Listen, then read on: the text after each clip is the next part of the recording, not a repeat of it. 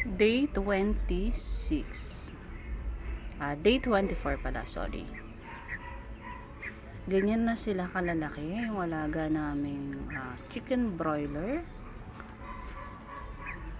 Siguro na sa 1 kilo na rin daw, no? Yung bawat isang, lalaki nila.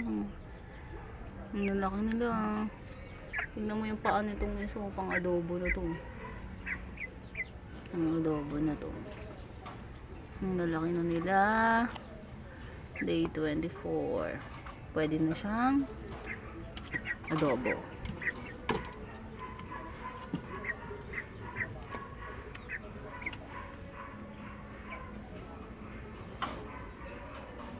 Tapos nga pala, may hiniwalay lang ako na isa kasi napag-iwanan siya.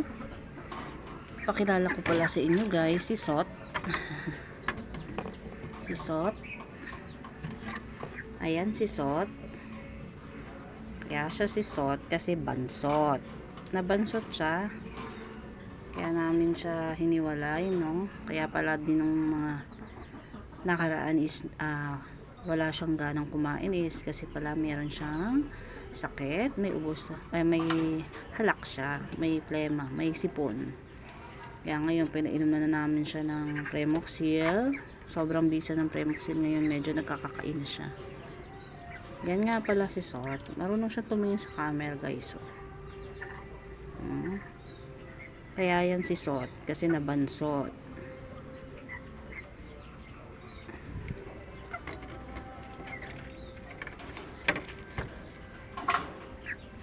Bali pinag-iwalay na namin siya ng kulungan.